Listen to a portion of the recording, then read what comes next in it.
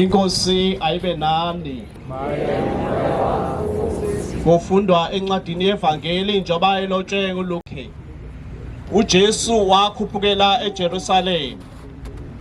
Wathi esesondele eBethfage neBethania entabeni yemhlwathi, wathuma abafundi bakhe ababili wathi, hambani niye emzaneni obhekene nani, nothi engeneni kwenu kuwo nifumane ithole lembongolo elingakagitshelwa muntu nilikhulule. Nilikhulumeke nililethe lapha. Kothi uma umuntu enibuza ethi nilikhumulelani, anothi kuye inkosi iyalidinga.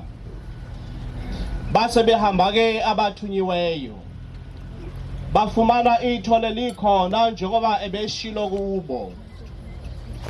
Bathi belikhumula ithole, abanini lo bathi kubo, nilikhumulelani ithole na? Bathi bona inkosi iyalidinga. Base belisa kuJesu, babeka izingubo zabo phezu kwethole, bamkhwelisa uJesu. Kwathi besahamba bendlala ingubo zabo endleleni, bathi sebesondele sebeke sekwehleleni kwentaba yemhlwathi, lonke ibandla labafundi laqala kwesasa nokubonga uNkulunkulu ngezwi elikhulu nangemsebenzi yonke yamandla abayibonile. Bathi akabongwe ungqongqoshe ozayo egameni lenkosi, makuvele uxolo lasezulwini, kube nodumo kwesiphezulu. Abanye abaFarisi ababekhona esixukwini base bethi kuye, Mfundisi, khuza abafundi bakho. Wathi kubo, ngithi kini uma bebethula laba beyakumemeza amanje. Nalo-ke ivangeli lenkosi. Okay.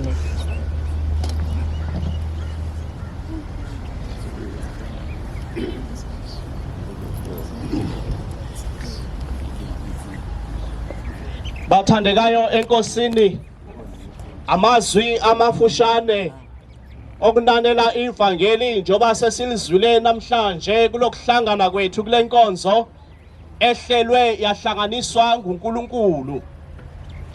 Ngithi ke bangcwele size kule nkonzo noma abakhulumayo sebekhulumile, ke wakhuluma ubrother Enigma ngelinye ilanga wathi uJesu akekho kulamabandla ethu.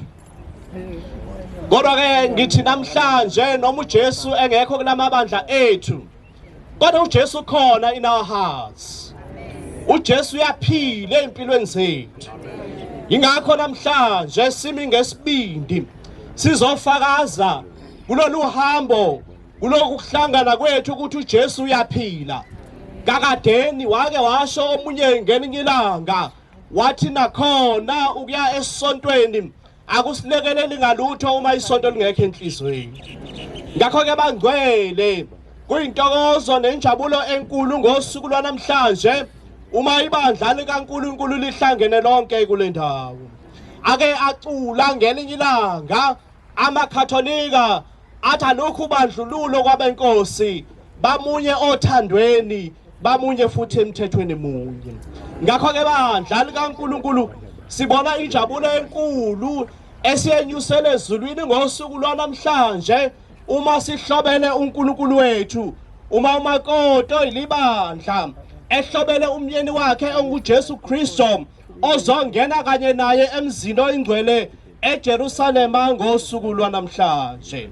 Siyabonga uNkulunkulu.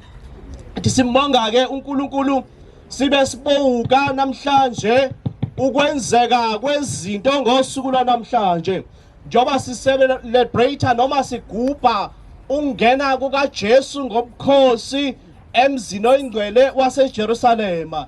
Nakhe sikubonayo nati imbongolo uJesu azongeniswa ngayo, napa nabazalwane abafundi bephethe futhi amasundu bejabula bedumisa bebonga uNkulunkulu. Izinto esizifundayo ngalezi ibonakalise ezimbili, uJesu ukugibela kwakhe ithole wayekhombisa noma efakazela iprofeto lapho khona eziveza khona uKristo ukuthi phakathi kwakho mzoyingcwele iyofika inkosi igibele ithole isilwane soxolo nokuthula. Ngamanye amazwi uJesu ugibele leli ithole lembongolo ngoba ekhombisa ukuthi ungena kwakhe eJerusalema akezile ngempi, akezile ngokulwa kodwa eze ngokuthula nanoxolo.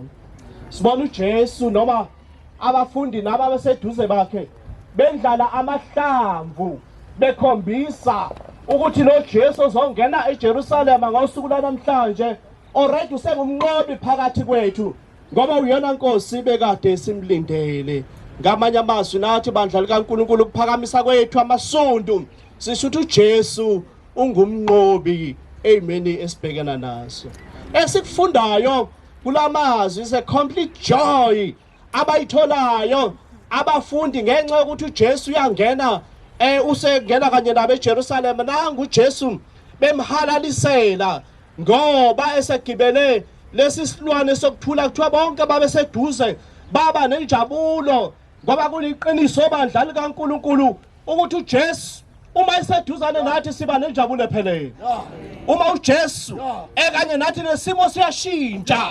Uma uJesu esempilweni yethu sibona noma imene inzima abantu behlabelela bethi omunye umhlabeleli uvalo lwami lwaphela, uJesu wavusa umoya wami wangishiya nehubo ngoba uJesu khona phakathi kwabo abafundi. Remember kungoqala abafundi bejabula kanjena babefana nezingane ezincane bejabuliswa lesi simo abasibonayo.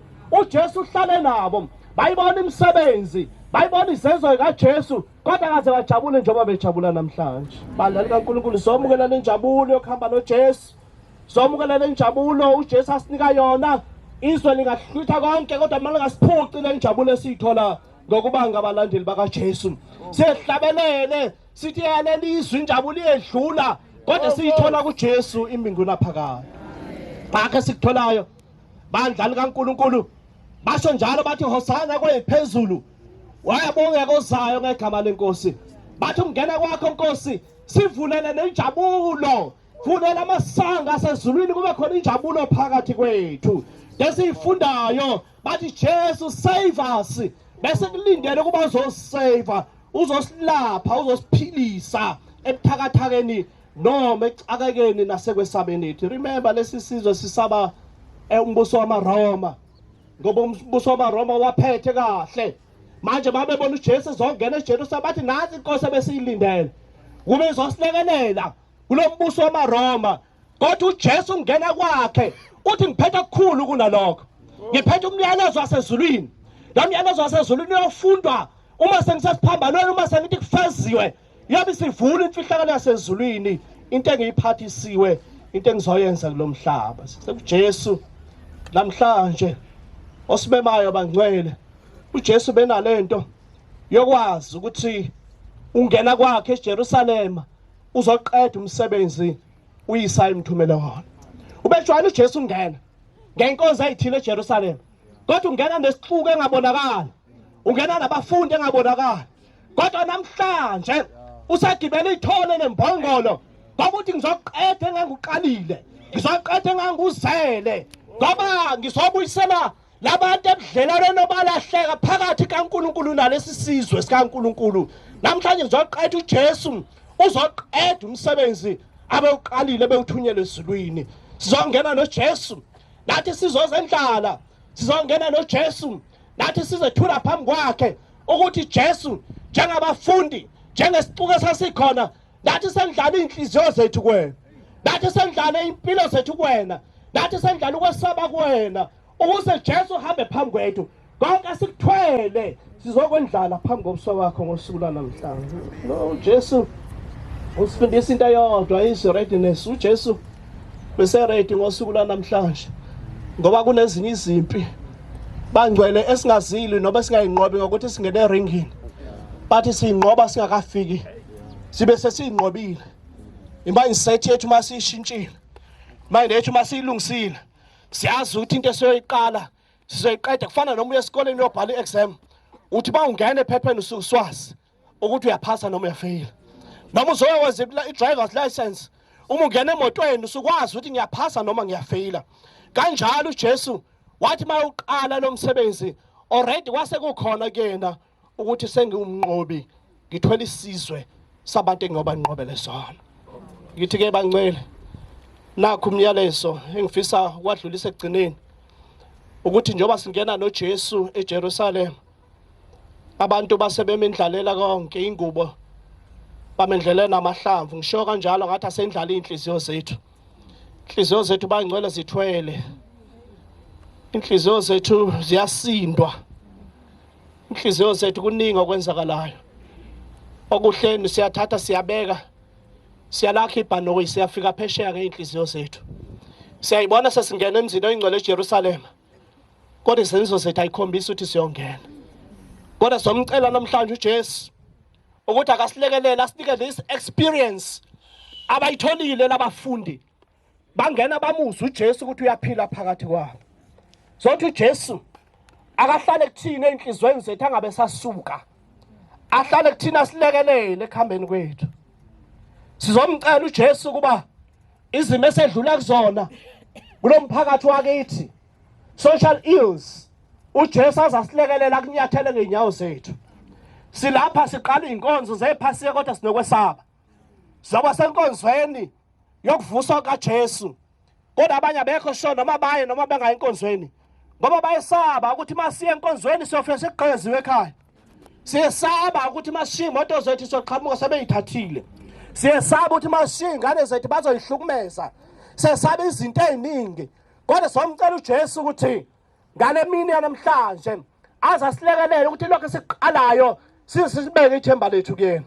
Zomcela uJesu ukuthi ubuhlungu nokuhlupheka esidlula khona aze yena sinqobele khona. Ukuthi izifo engalapheki ezinye singasazazi nananga amagama odokotela sebezame konke bathi odokotela sehlulekile. Asazi ithemba sekunguJesu.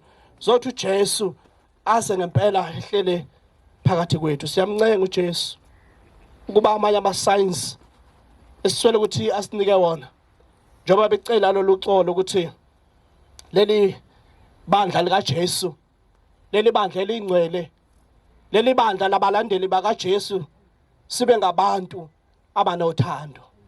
Those were the elements noma ezinye zeyibonakaliso uJesu ayikhombisa kubantu.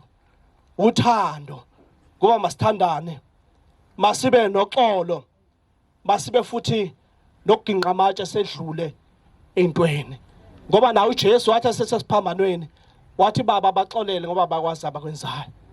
Masiginqe sicela uJesu ahlale enhlizweni zethu. Masikhuleke. Udumo lonke lungolwakho uNkulunkulu wethu. Wena wedwa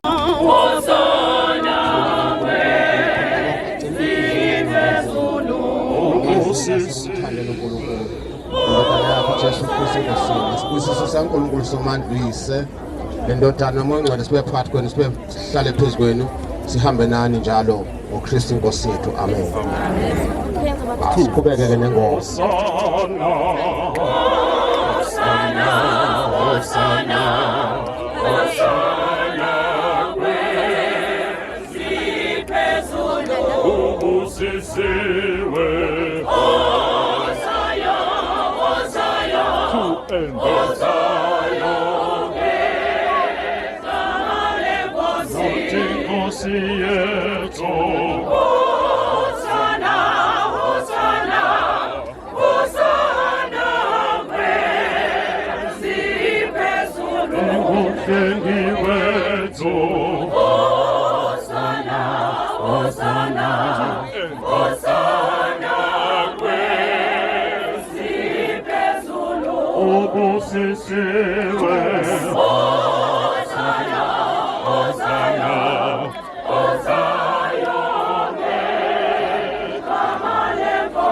Sindisiwe to Hosanna. Hosana phezulu umngane wethu Hosana Hosana Hosana Oseva-ke babe phambili for to lead the procession. Oseva bakhulu sebehamba ngolayini abawu-2 uqale ku-Sunday school phambili othisha baka-Sunday school balelelele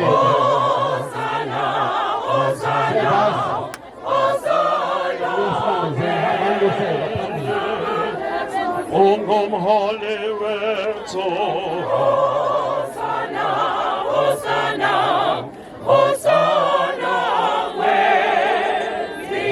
phezulu ubusisiwe Hosayo Hosayo Hosayo ngegama lenkosi ubusisiwe Hosayo Hosayo Hosayo ngegama lenkosi ubusisiwe Hosayo Hosayo Hosayo ngegama lenkosi ubusisiwe asebethathile abalandele kwi-procession sihambe ngolayini ababili sesibheke emabandleni Sunday school phambili bese-ke ilandele ibanga othisha baka-Sunday school babasize emgwaqeni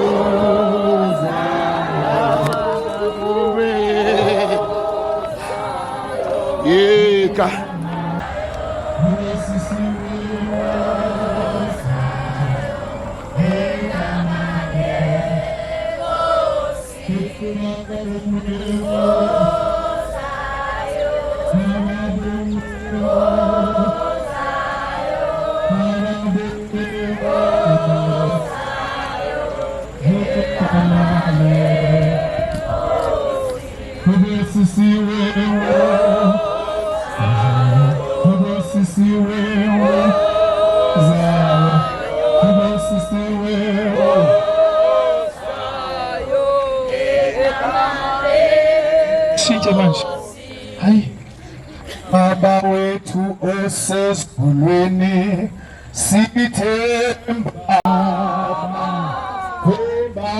Baba wetu osesifulweni sithemba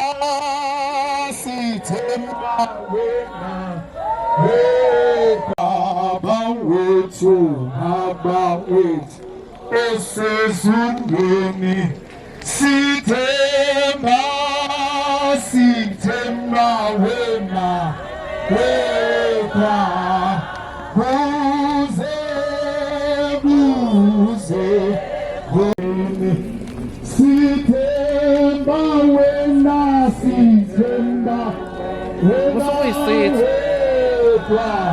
wedwa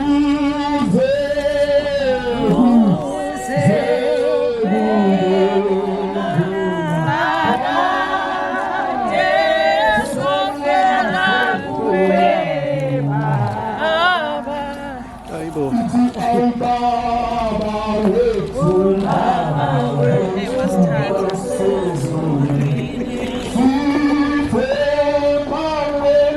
Sithemba wena